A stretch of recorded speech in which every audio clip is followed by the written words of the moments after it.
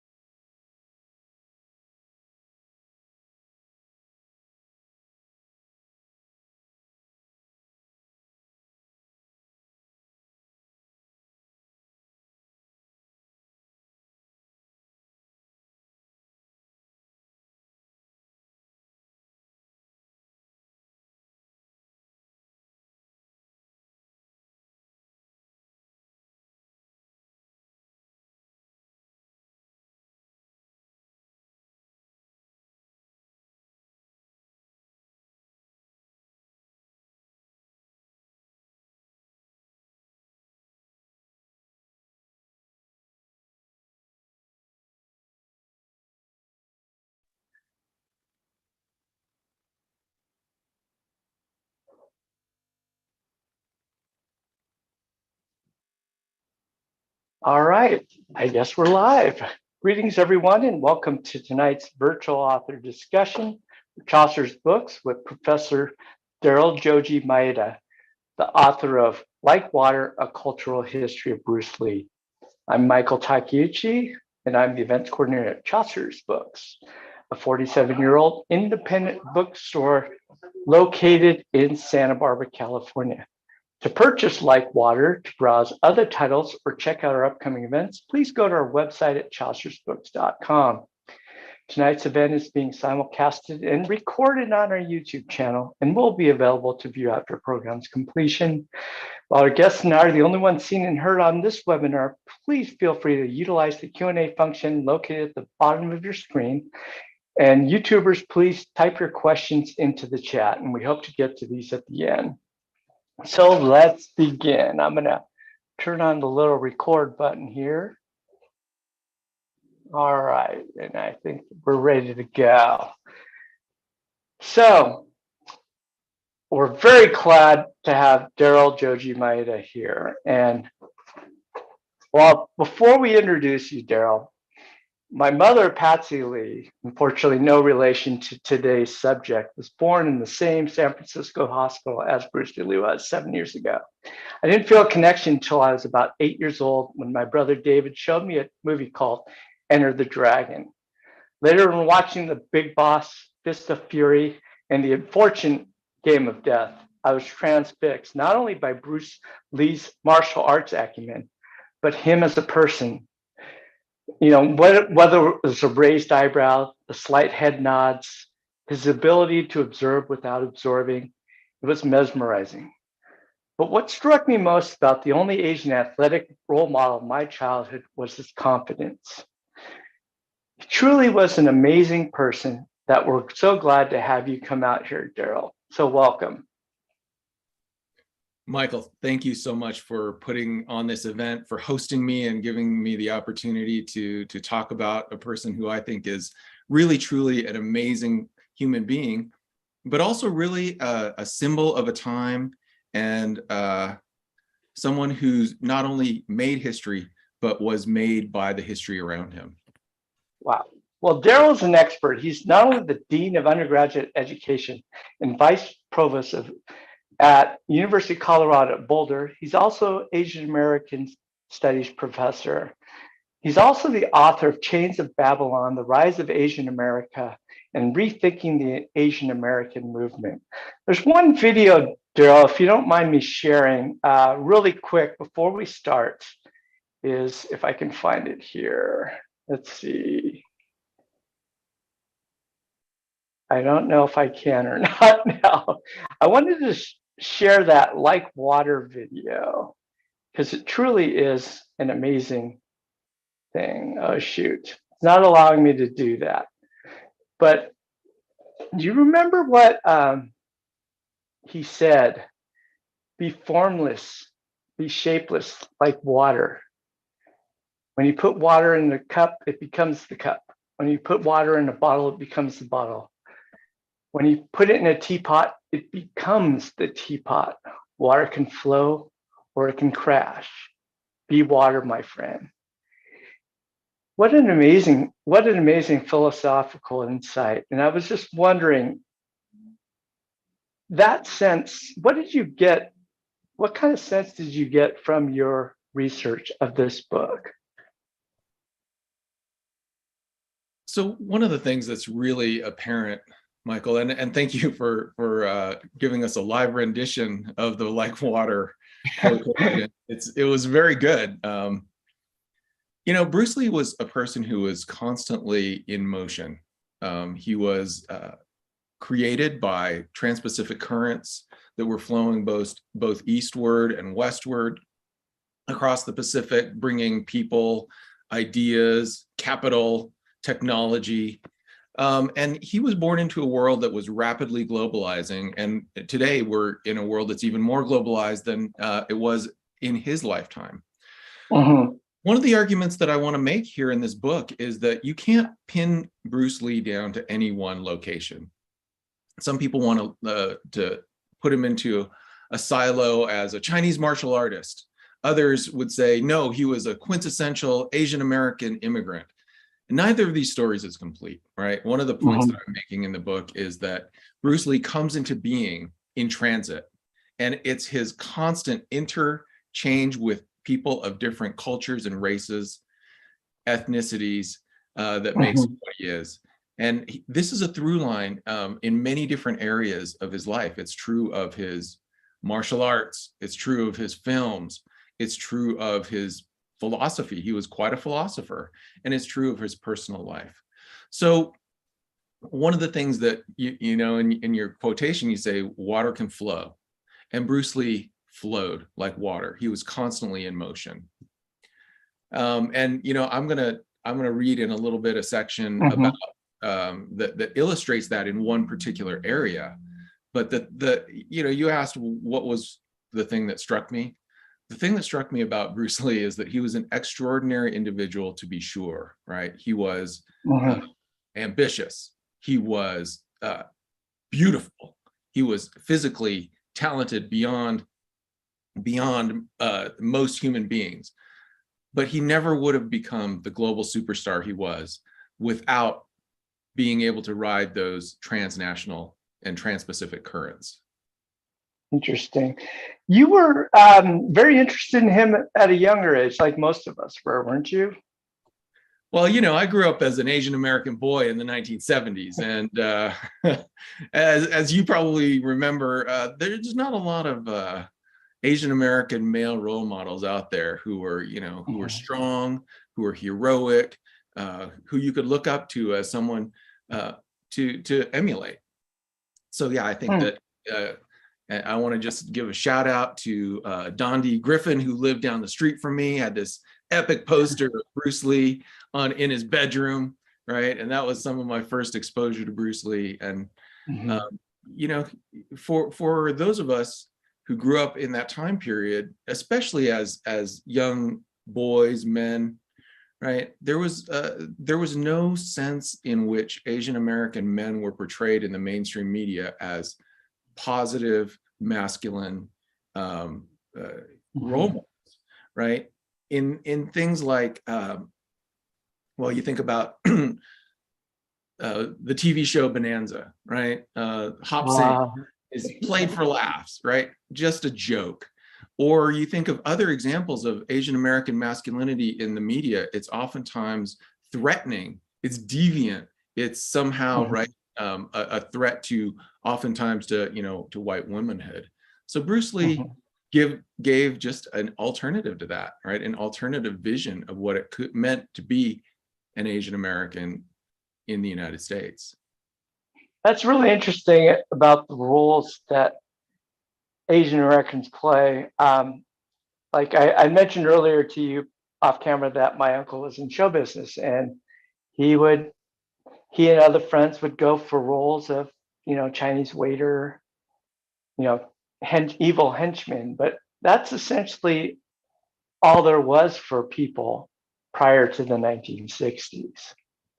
Yeah, and even during the 1960s, and as Bruce found, he bumped up against the bamboo ceiling in Hollywood, to be sure, and that's one of the things that propelled him back to Hong Kong. That's great. Why did you decide to do a book? There were so many movies, and I mean, your book is so unique, and we'll talk about that in a little bit. It's very original, but I read somewhere that you thought you were just going to bang out a book in a year. I did. And it ended up taking you something like 11 years or something to complete this book. Yeah, that's exactly right. When I was looking for a next project. I had finished 2 books already, both of them on Asian American political activism in the 1960s and the 1970s. So clearly I have a fascination with this time period. And I thought, Bruce Lee, just such an interesting person. I bet I can, just do a quick and dirty kind of a biography of him. And what happened is that every single time I delved into an aspect of Bruce and his life, I went deeper and deeper down the rabbit hole, right? So at every turn I thought, well, I can just knock out this one section, it'll be easy. And then I found out that there were connections upon connections. There were layers of history just accreting upon his life.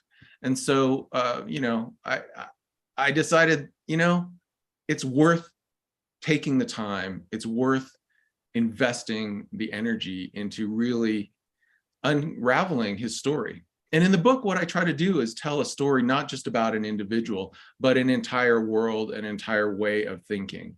So, I think it's ambitious in the sense that it certainly wants to connect Bruce's life to these larger social forces that are swirling around him. But at the same time, I want his life to be the motivating narrative force throughout that brings readers from, one era to another. Well, it was well worth the wait. And thanks to you that you're willing to share some of the reading. So without further ado, why don't you go ahead and read what you want to read? Okay, thanks so much. This section that I'm going to read is about Bruce's 3rd movie, Way of the Dragon. Sometimes it's called Return of the Dragon in the United States. And the reason for that is that it wasn't released in the United States until after he had died and after Enter the Dragon had already been released. But this is his 3rd Hong Kong film that he's made.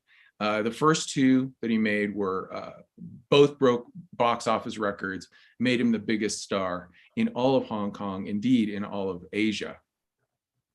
In this, for his 3rd film, Way of the Dragon, he actually brought over a friend of his from the United States to co-star in the movie with him. And that's what I'm going to read you now. And as I'm reading, just listen for the ways that different cultures are being intermixed. Right? That's kind of the gist of this section. So the climactic fight scene between Tang Long, which is Bruce's character, and Colt, played by Chuck Norris, in the Coliseum is arguably the most iconic scene in the history of martial arts films. It would be easy to see the clash of the Chinese Tang versus the American Colt, set in the 2,000-year-old masterpiece of Roman architecture in the cradle of Western civilization, the city of Rome. as emblematizing East versus West in a battle of civilizations. This interpretation is bolstered by the fact that Tang can be a synonym for Chinese. Indeed, the huge success of Way of the Dragon among Chinese audiences in Hong Kong and throughout Asia is owed in no small part to the interpretation of the film as the restoration of ethnic pride, a statement that China could stand up to any nation on earth. However, as with his previous movie, Fist of Fury, an alternative reading reveals complexity rather than simplicity, and hybridity rather than purity. Bruce revealed to Norris his vision of the fight as two gladiators in a fight to the death, a comment that demonstrates his framing of the conflict in terms of individuals, not civilizations. When Bruce offered Norris the role of Colt and outlined the climactic fight, he claimed the victory for himself because, as he said, "I'm the star." Norris, who at the time held the title as World Karate Champion, protested the plot, objecting that Bruce was proposing that in the film he would beat up the current world champion. Bruce replied cockily, "No, I'm going to kill the current world champion." Norris could only laugh and accept the role.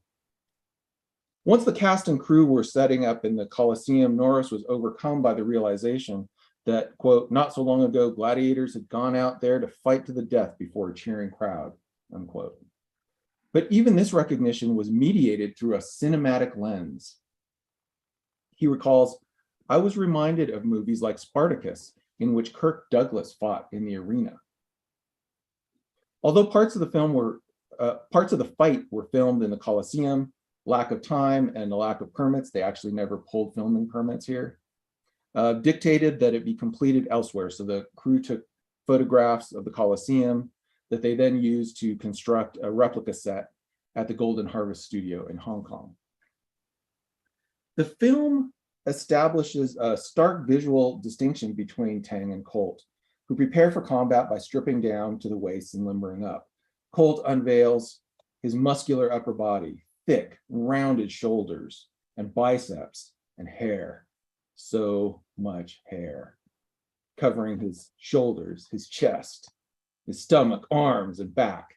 In contrast, Tang reveals a smooth torso, not a hair in sight, and the famed Bruce Lee physique, lean and extraordinarily defined. Colt appears powerful, whereas Tang makes Michelangelo's statue of David look fat and out of shape. The contrast is intentional. Norris remade his body in Rome at Bruce's behest. He discovered a favorite restaurant in the Trastevere neighborhood where he ate mounds of pasta and gelato night after night to pack on the 20 pounds that Bruce had requested. Once Tang and Colt began sparring, the American's physical advantage becomes clear as his superior size enables him to strike Tang before Tang can get within his reach. After being knocked down twice, Tang realizes the futility of his approach and makes a quick adaptation that signals his rejection of purity in favor of intermixing. When Tang rises, instead of assuming a kung fu stance, he begins to dance like a boxer. Colt throws a series of kicks and punches, but Tang bobs and weaves away. Bruce Lee was known as a great admirer of the boxer Muhammad Ali and avidly studied his movements on film. Perhaps not surprisingly then, his movements in this scene resemble the float like a butterfly strategy of the greatest. As further evidence of how cultures flow in unpredictable and intriguing ways, Amy Ongiri, a film scholar at Lawrence University, notes the immense popularity of kung fu movies in African-American communities in the 1970s, due in no small part to their portrayal of what she calls the body as a raw tool for the articulation of violent retribution against societal inequities and personal wrongs. This phenomenon illustrates an extended circuit. Bruce Lee incorporated movements of a Black American boxer to fight against the white Norris, who in turn has absorbed the Japanese style of karate. And in turn, Black audiences in the US embraced Kung Fu cinema. The influence of Asian martial arts performance lasted far beyond the 70s in Black communities. You can think of, for example, the hip hop group Wu-Tang Clan, which emerged in the 1990s. When Tang Lung changes his fighting style to boxing, it marks a turning point in the battle in the Coliseum. From then on, Tang bobs and weaves using speed to elude Colt's strikes and get inside the bigger man's reach. Tang destroys Colt's knees, leaving him immobile, and urges him to stop fighting. But the valiant American refuses to give up and insists on fighting to the death like the gladiators of old. Reluctantly, Tang breaks Colt's neck, gently lays down the body of the champion, and sorrowfully covers him with his gi. This gesture marks Tang's respect for his opponent, whom he recognizes as a master of his own discipline. The combination of Tang's adaptation of boxing methods, last seen in the film being used by a hapless thug, and show of esteem for the karateka, reveals Lee's ideology of synthesis and cultural intermixture. Wow. The Italian setting of The Way of the Dragon conjures the spaghetti westerns to which Variety had compared Fist of Fury, and also evokes sword and sandals epics such as Ben-Hur and Spartacus. So the passage goes on to talk about the way in which these Hollywood spectacles with starring people like Kirk Douglas really revealed the male body in ways that had never been seen before. And in fact, at no point in the history of Hong Kong, oh, thank you so much. Yeah, there you see lots and lots of hair, right? Never before in the history of Hong Kong cinema had the male body been unveiled and been sexualized in a way that it was by Bruce and his movies. But the point I'm making here is that there is an international circuit of imagery and depictions that find their way into his films. And that is in part what makes Bruce Lee so successful in Hong Kong. And then his adaptation of Chinese inflected cinema in turn makes him successful around the world. Wow. You know what strikes me is what you wrote about him imitating Muhammad Ali, float like a butterfly, sting like a bee. He had a big influence, as you wrote, into this culture of African Americans.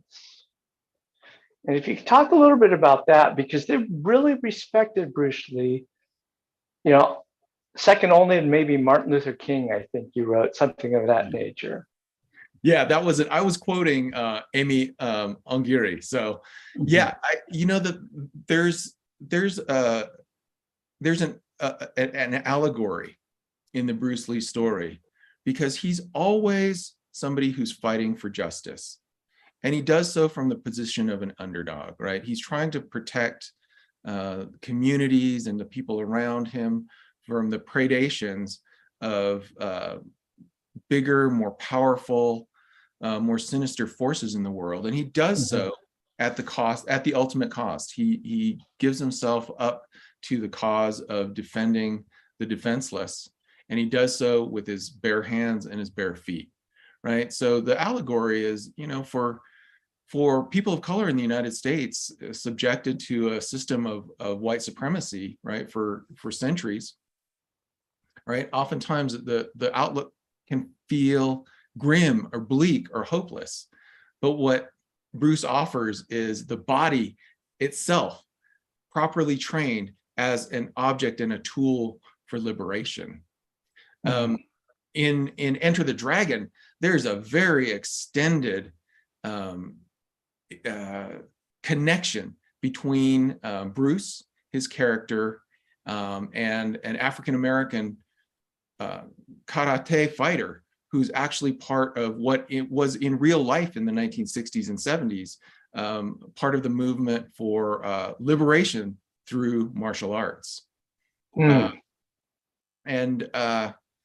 Bruce knew firsthand that in Hollywood, he was going to be severely restricted. And he compared his plight as an Asian American, as a Chinese actor in Hollywood, to that of African Americans and Native Americans as well, right? He said, all I want to do is to portray a Chinese character as a full human. And he was perfectly cognizant and sympathetic to other actors of color, non-Asian actors of color, who were also facing the same kinds of barriers that he faced. It's funny you say that, because I think the character's name was Williams, the African American character. That's right. He actually said that Bruce knew his struggle. That's right. That's right.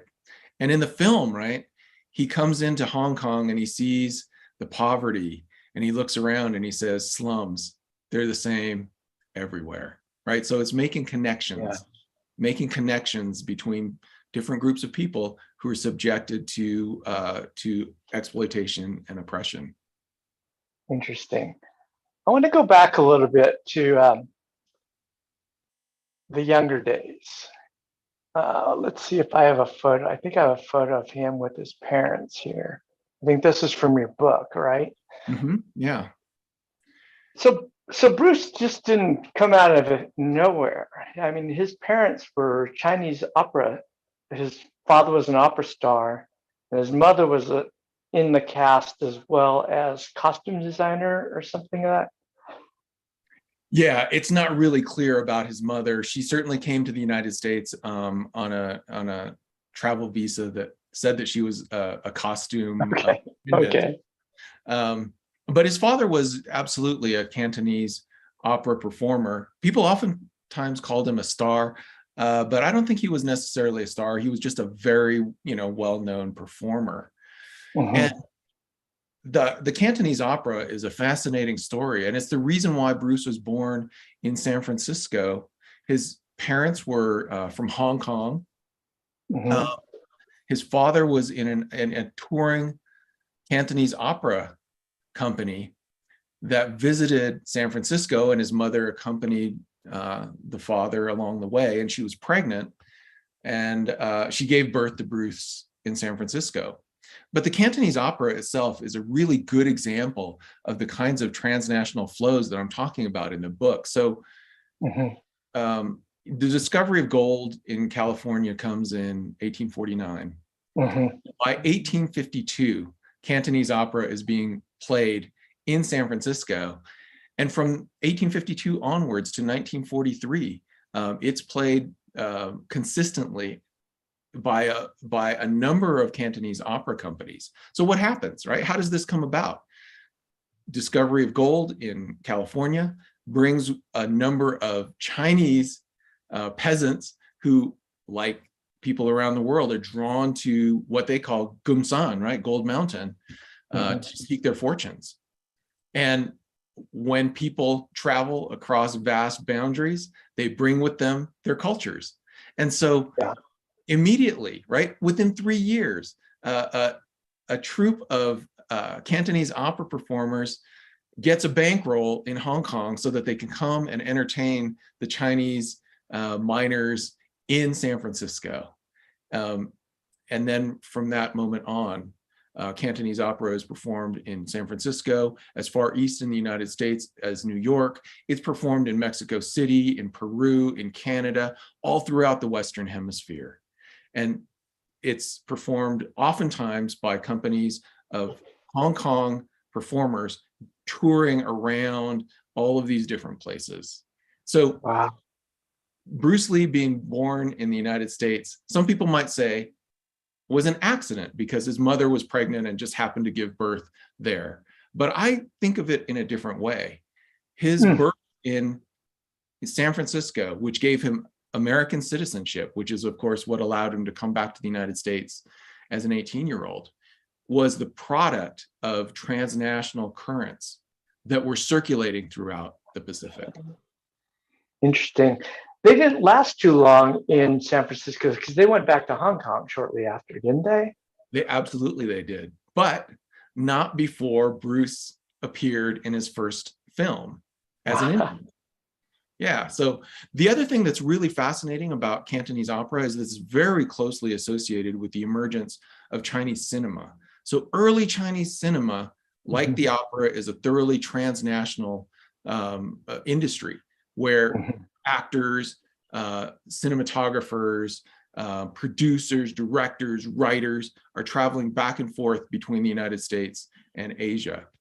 And many times it's the same performers, opera performers, who are appearing in the movies. Some of the early movies actually have opera, stories that they're built around. And so his father, being an opera performer, also appears in this movie, carrying around a little newborn baby who happened to be his son, Bruce. Wow. Did you ever see this film? I have not seen this film, and it's not clear that prints of it still exist. Interesting. So when he went back to Hong Kong, though, he was a child actor, much like the Little Rascals and people like that. Yeah, he was. His father, again in Hong Kong, continued to perform in the opera, but also was a movie actor as well. And from an early age on, Bruce and his brothers and sisters loved visiting their father on the set of his films. And Bruce was cast in his first film. He was playing around on set, and a director spied him, his energy, his charm, and cast him in a movie. So from the time he was 6 to the time he was 18, he actually appeared in 18 or 20 films in Hong Kong. For the most part, playing, as you said, street urchins, little kids, orphans, waifs. But in some of the films, he actually, in his final film in Hong Kong, he's actually was the star. At this time, Hong Kong film wasn't that big as it was later on in his life, correct? Well, I would say it's, in terms of the global stage, no, it certainly wasn't, known globally, but it was a huge industry in Hong Kong. There were multiple competing studios.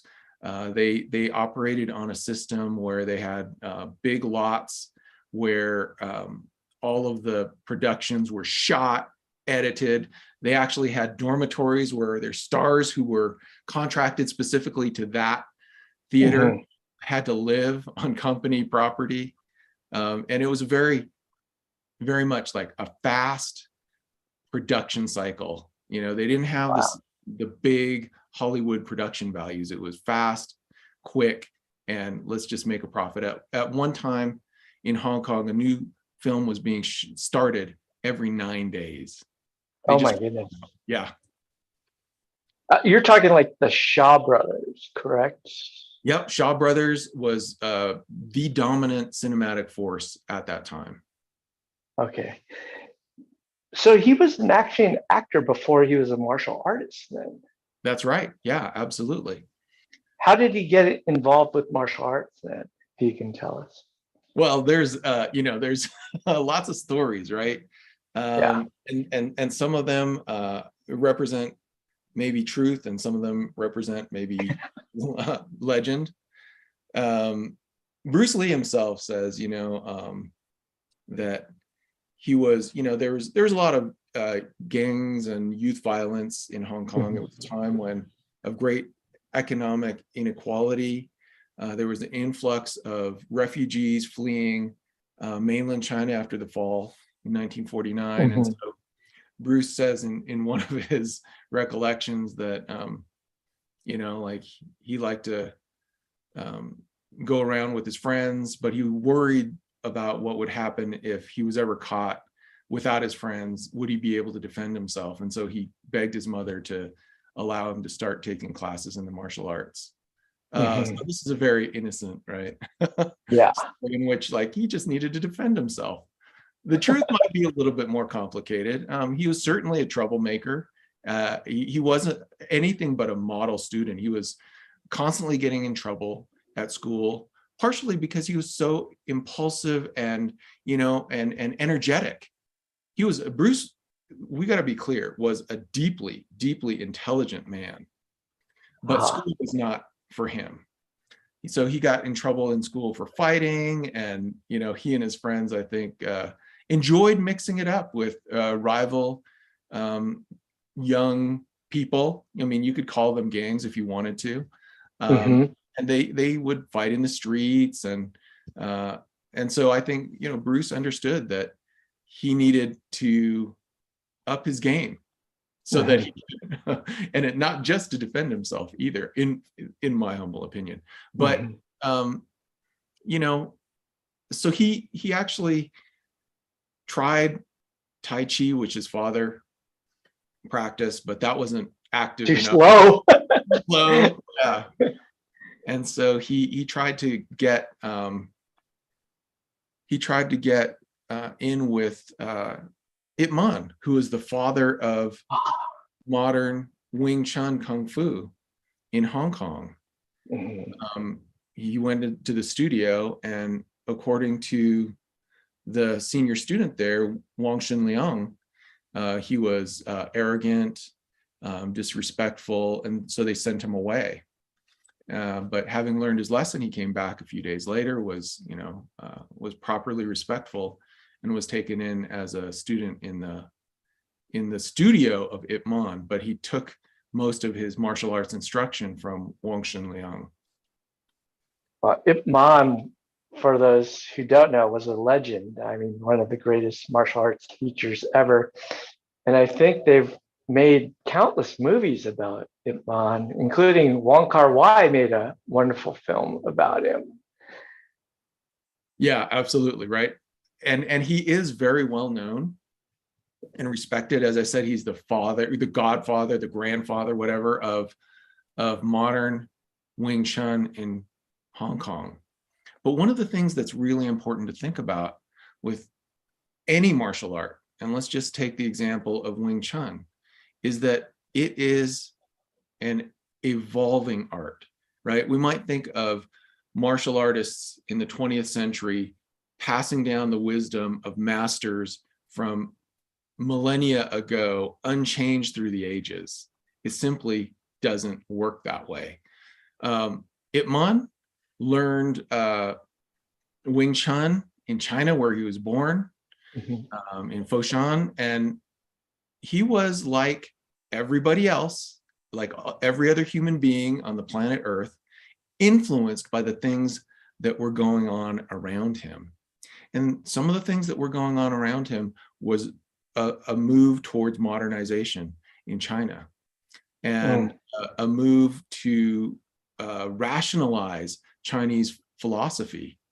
So, Ip Man actually adopted a radically pragmatic form of Wing Chun that was based on what works, right? Not based on superstitions or things that cannot be measured.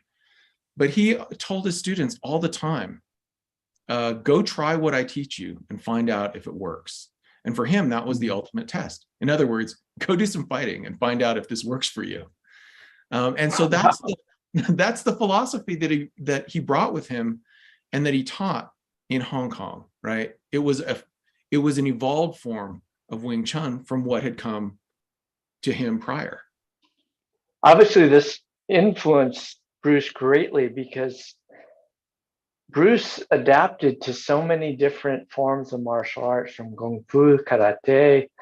I forget the Filipino name, but Nunchaku. He's using. The sticks, eskrima or kali. Yeah, both Filipino arts. Yeah, he was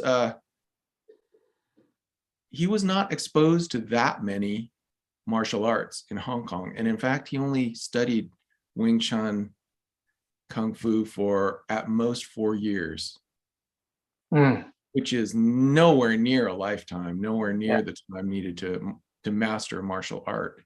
Mhm. So in Hong Kong, he encountered, Wing Chun is a Southern form of Kung Fu. He encountered Northern forms as well, but Mhm. it wasn't until he came to the United States in 1959 at the age of 18 that he encountered eskrima, kali, karate, judo, aikido, all of the taekwondo, tang sudo, all of the martial arts that of Asia had actually reassembled in the United States. And that's the world that he dived into. And then that's where he really truly developed as a martial artist. That's interesting.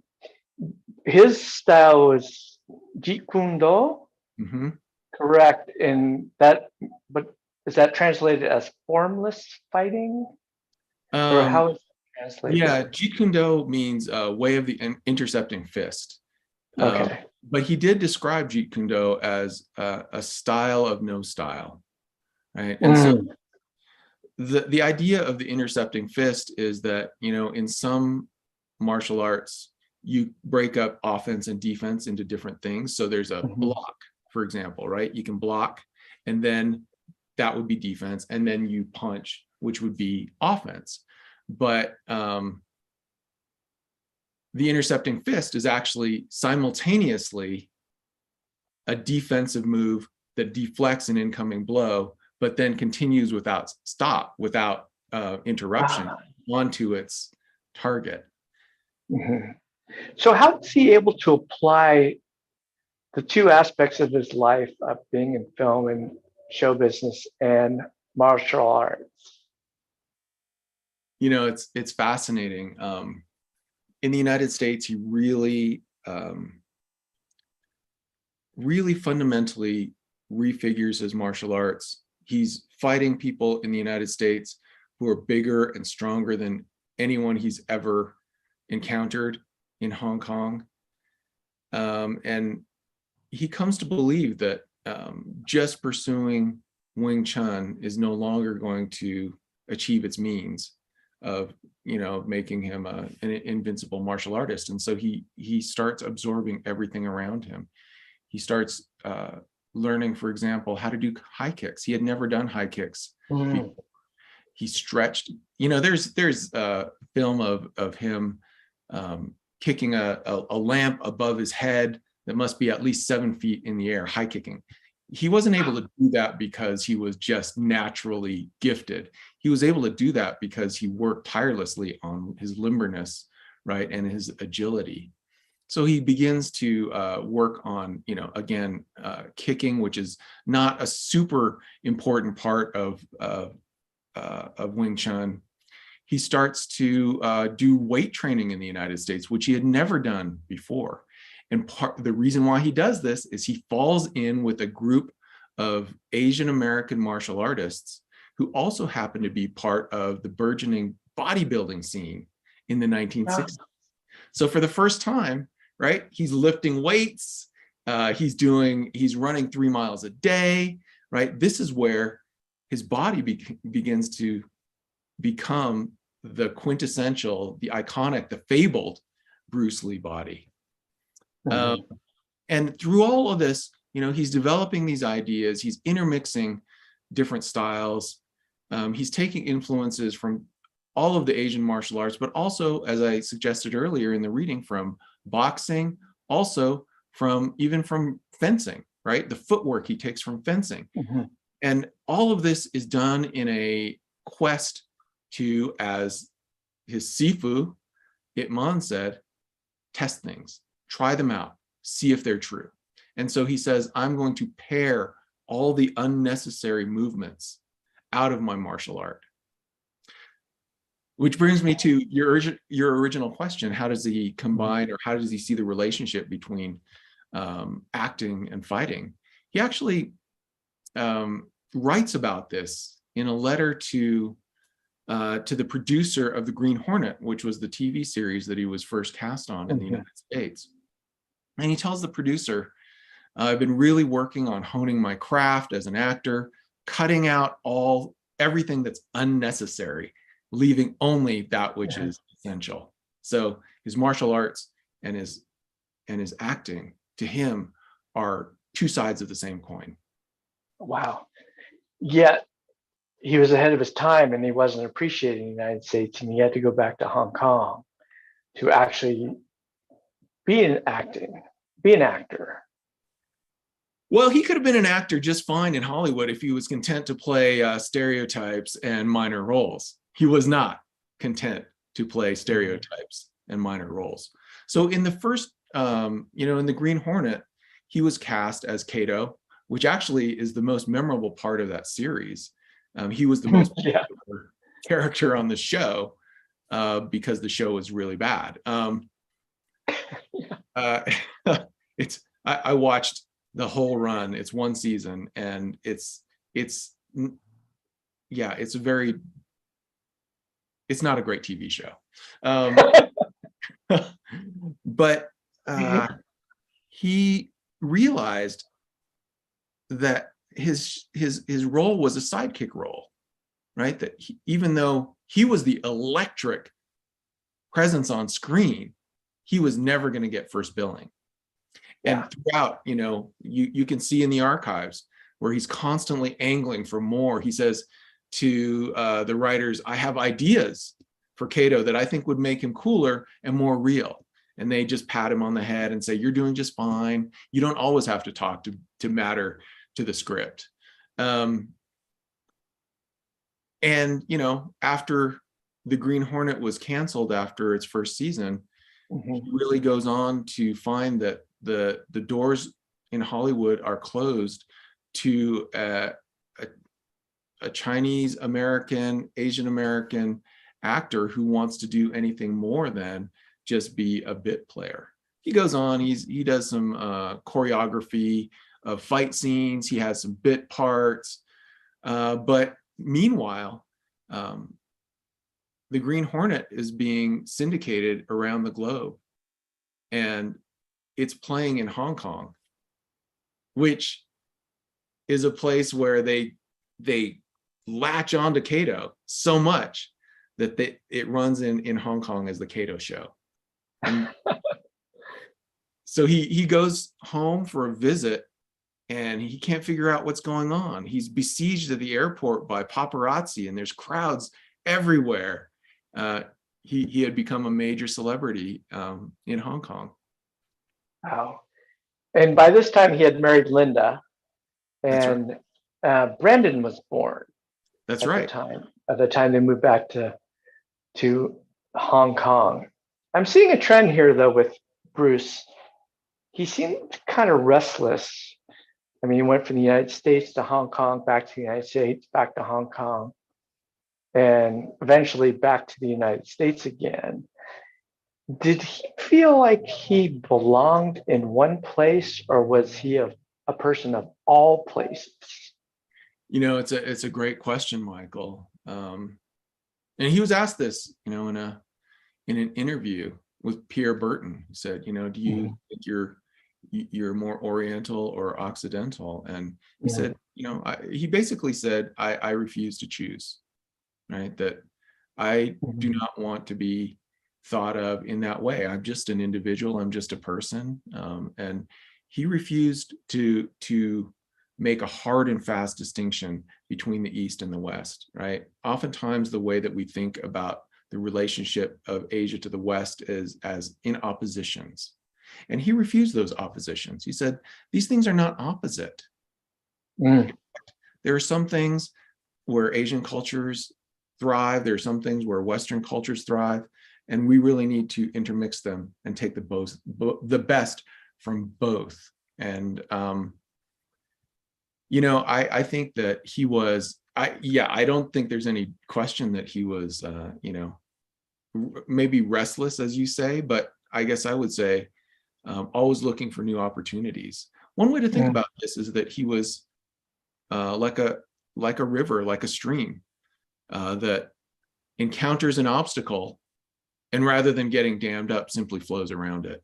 That at each moment in his life when he faced obstacles, he flowed around them, and that's the secret to his success, right? So it was in Hong Kong where he was running up against juvenile delinquency that he switched directions. He flowed to the west coast of the United States where he attended college. He studied philosophy. He married his wife Linda, had his son Brandon.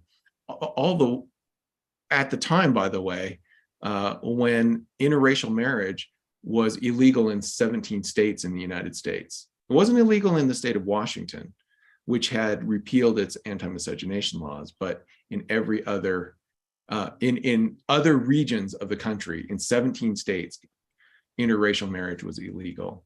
So he runs into obstacles in Hollywood, right? The obstacle of being pigeonholed into stereotypical roles, and he flows around that again back to Hong Kong. Interesting. I see we have a question here. We'll get to that toward the end. If you do have questions, please post them in the chat below. Furthering that point, it just seemed like very comfortable. I think you had mentioned that he was Asian, but he was also European. So he was a true Eurasian, I think, something that you wrote. Very interesting. Yeah, his maternal grandfather was half Dutch, right? And that was that side of his family, the Ho family in Hong Kong, was the most powerful and famous Eurasian family. There's an entire group of people at this time known as Eurasians who are the product of intermarriage between European men, oftentimes traders, merchants, and Chinese women. And these families are bicultural and bilingual as well, right? They celebrate, Christmas and Lunar New Year.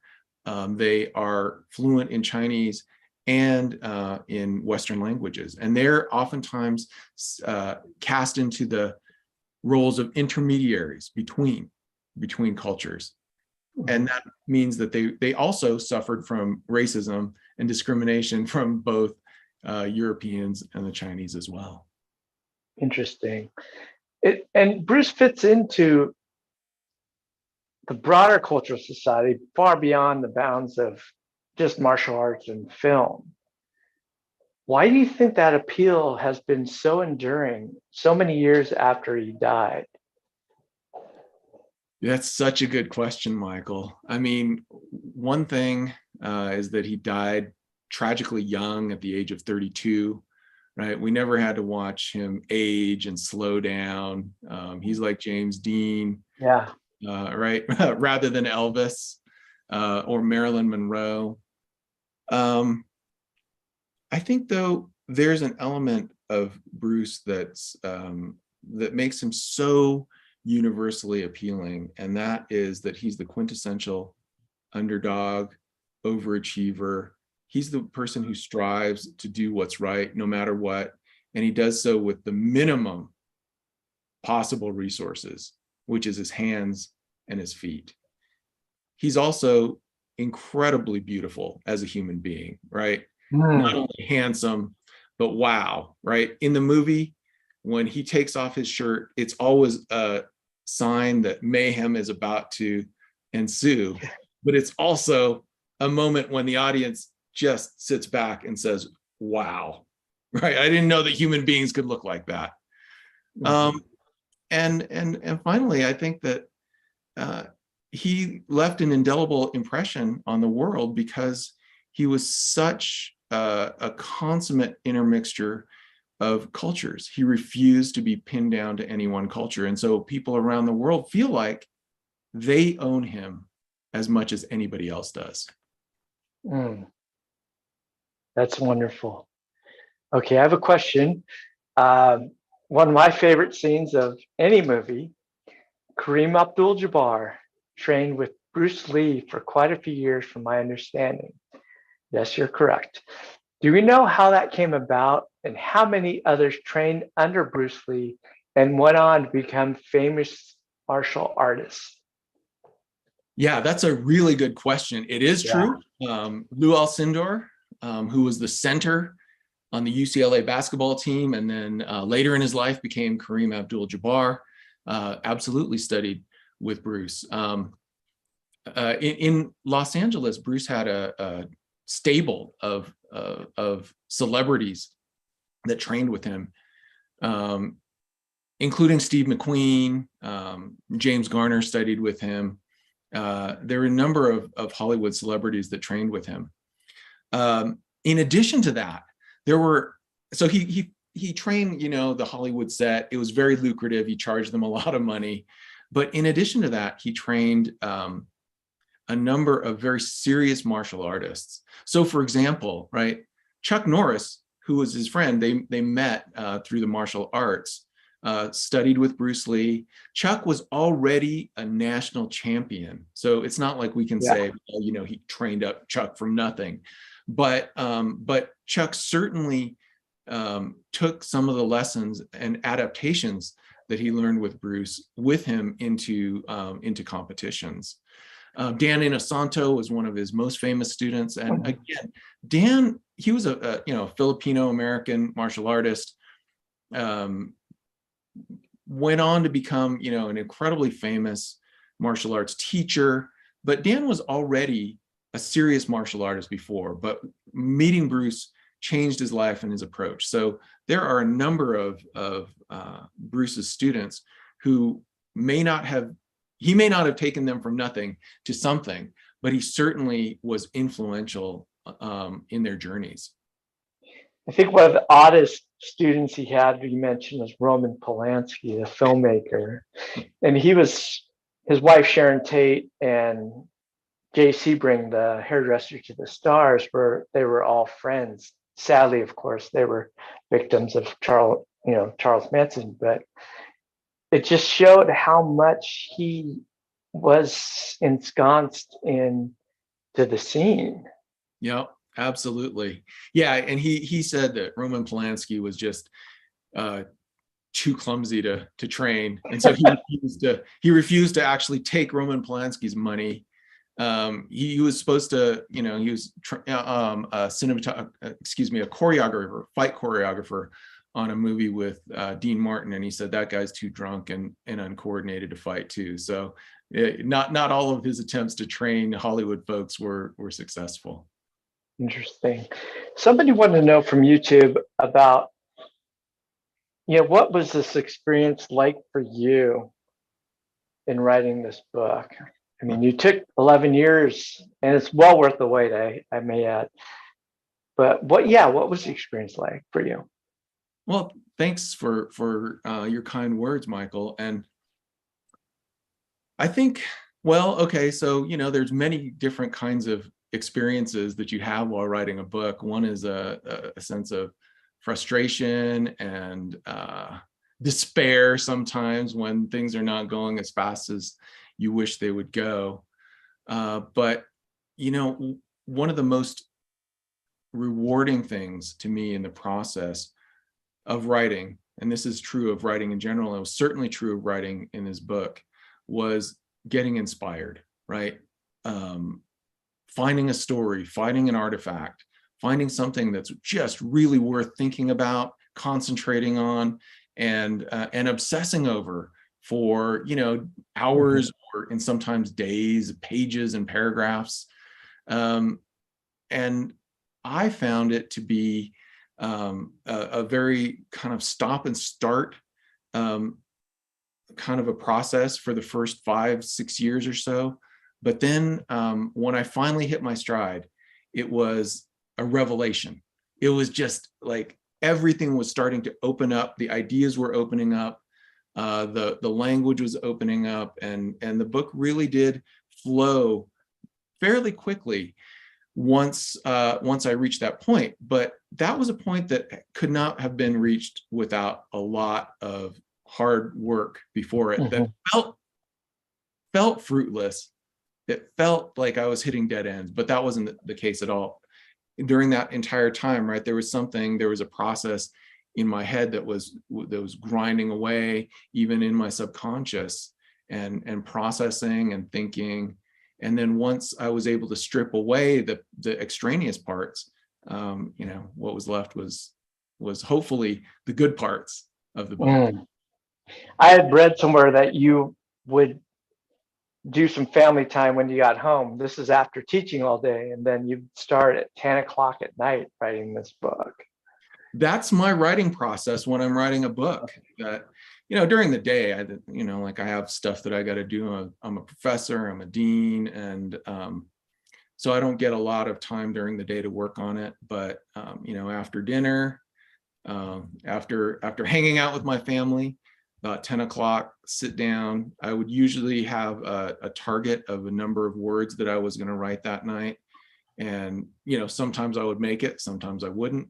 But right from 10 o'clock, if it was a really slow and slog kind of a night, I'd knock off at 11:30. If it was like words are flowing and inspiration's hitting, I'd go to 1 or 2. And yeah, just that night after night. And I did it every, I tried to do it 5 nights a week, gave myself the weekend. And that's my process.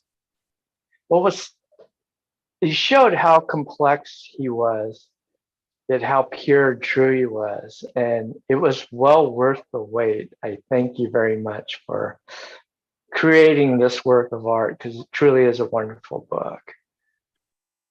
Michael, I'm humbled. Thank you again for highlighting the book and being willing to have this conversation with me. It's really, I really am grateful and honored to be able to speak with you. Well, thank you. And I did find that video, so we're gonna go ahead and play that really quick. This is what it is, okay? I said, empty your mind. Be formless, shapeless, like water. Now you put water into a cup, it becomes the cup. You put water into a bottle, it becomes the bottle. You put it in a teapot, it becomes the teapot. Now water can flow or it can crash. Be water, my friend. I don't think there's anything else left to be said. That's just wonderful. Well, thank you everyone for joining us, and please buy Like Water, Cultural History of Bruce Lee. Good night, everyone.